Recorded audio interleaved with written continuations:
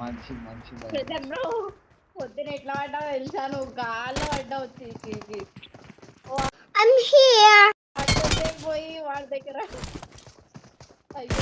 Surprise.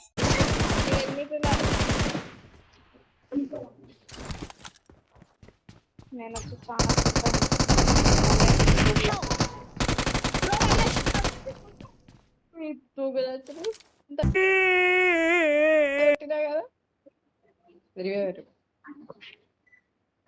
Hello hello hello వెళ్ళిపోతుండు bro.